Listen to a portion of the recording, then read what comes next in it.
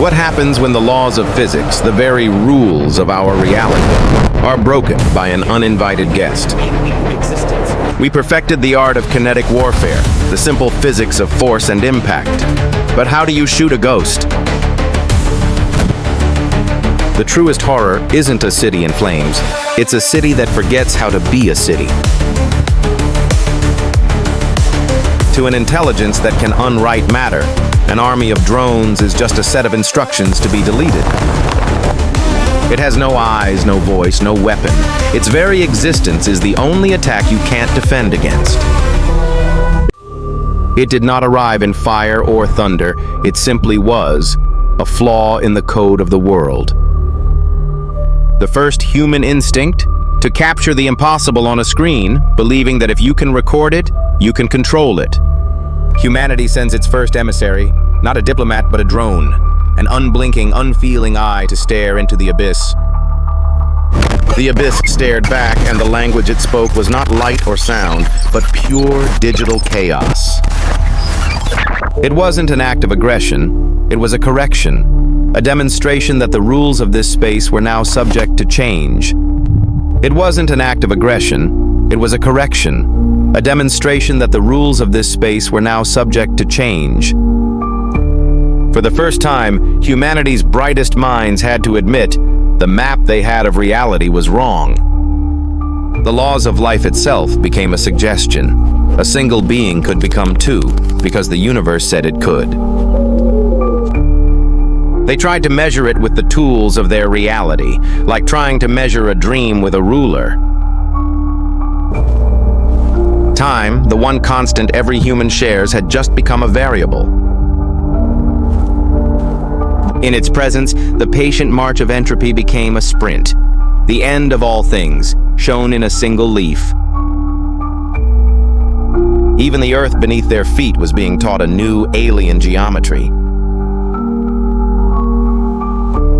In the heart of absolute chaos, a single terrifying thought emerged. This wasn't random at all. When faced with a question it couldn't answer, humanity chose to respond with an explosion. The old gods of iron and steel were called forth to face a new god of impossible geometry. A declaration of ownership written in crushed metal. A reminder that on this plane of existence, mass and force still ruled. The thin line of soldiers, the last argument of kings, preparing to fight a battle they couldn't even define. From their heavens, they watched their pieces move into place. The loneliest position in the world, to be the only one who knows the coming storm cannot be fought. The final desperate gamble of a species that trusted its firepower more than its philosophy. The order was given.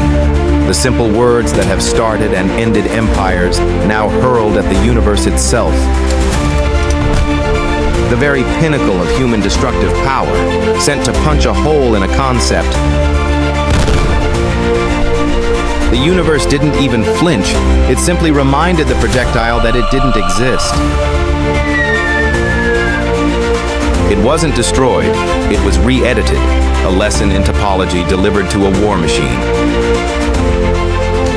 The definition of insanity, doing the same thing over and over, but with more explosions. It was like watching a child throw stones at the ocean. The stones vanish, and the ocean remains. Why fight the pieces on the board when you can simply melt the board itself? The perfect prison, not walls that keep you in, but a world that removes the very concept of out. The silence of total, comprehensive, and absolute failure. A new strategy was formed, based on a single, flawed hope that it couldn't touch what it couldn't see. They decided to blot out the sky with missiles, hoping to hit a target that occupied no specific space at all. A perfect arc of technological precision, flying towards a destination that was about to be moved. It did not deflect the attack. It simply informed the missiles that down was now up. They were not destroyed. They were reassigned, sent on a one-way trip to infinity.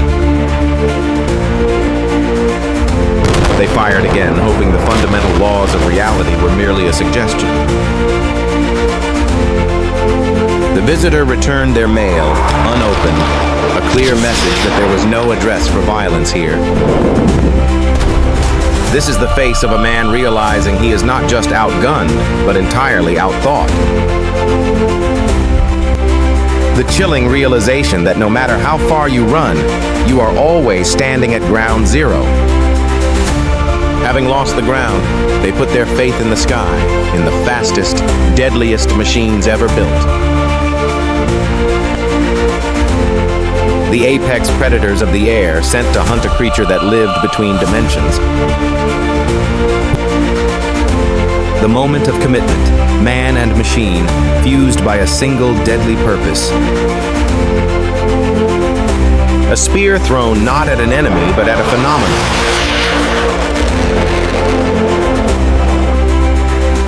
The phenomenon decided to play catch, using the spear that was just thrown at it. The ultimate dogfight, a pilot trying to outmaneuver his own missile. Not an explosion, but a merger, a cold, indifferent fusion of purpose and its violent end. A classic strategy for a conventional war. This was anything but conventional. It used speed as a weapon, believing it could outrun a concept. The visitor introduced the pilot to the idea of infinity, 1 second at a time. When faced with a horizontal problem, the only solution seemed to be a vertical escape. But in this new reality, space itself was just a fabric that could be stretched to its breaking point. The final act of any creature facing overwhelming odds, the desperate primal instinct to flee. You can't run from something that doesn't need to travel. The sky, once their greatest advantage, was now just an empty space. The posture of a king who has just lost his entire kingdom in a single move. It commanded the rain to fall up as a casual display of its authority over all things. The last weapon, the final argument, a tool that fired not steel, but pure weaponized reality. They gathered all the light they could command to fire at a creature that was not made of darkness. The single most powerful beam ever created by humanity, aimed at an opponent that did not exist in a single place. It drank the lightning, it breathed the fire, and it grew stronger. The energy they had given it was now being returned to the world, not as a weapon, but as simple, chaotic heat. An act of tactical genius. It didn't just defend, it disarmed its enemy's ability to even see the board. The moment humanity was plunged into darkness, forced to look at the problem on the ground instead of from their heavens. The ultimate weapon, defeated and smoking, not from battle, but from the sheer hubris of its own attempt. The final silent admission that every tool they had was the wrong one. After every weapon had failed, only one option remained, to use a word instead of a sword. The retreat of armies and the advance of astronomers. The greatest strategic shift in human history. They would not shout at it with explosions. They would speak to it in the quiet, universal language of numbers.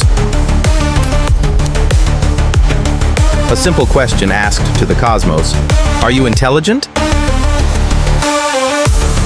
And for the first time, there was not chaos, but a response, a sign that it was listening.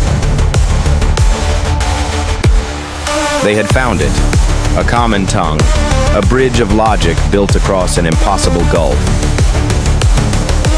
The universe spoke back, not in words, but in perfect, beautiful geometry.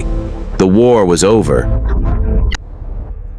The tears of scientists are different from the tears of soldiers. It began to share its secrets, not in a language to be translated, but in concepts to be understood. The greatest gold rush in history, but the treasure wasn't a metal. It was pure, undiluted knowledge. It held up a mirror, showing them not just that it understood math, but that it understood them. It confirmed their greatest fear and their greatest hope. This was not an accident. They had been chosen. They asked to see the universe through its eyes. For a moment, it let them. The lecture was complete. The impossible visitor returned to being a simple, unsolvable mystery. This is the face of a man who has just read a single page from the Library of God. It became a monument, not one built of stone, but of physics, a constant, silent reminder of the visit. For the first time, the whole world looked up at the same thing and felt the same emotion, awe. When science reaches its limit, art takes the next step. To the innocent, the impossible is not a threat. It is an invitation to play. The visitor's parting gift, not just answers, but the tools to ask entirely new questions. All stories have a final chapter. The time had come for the visitor to turn the page.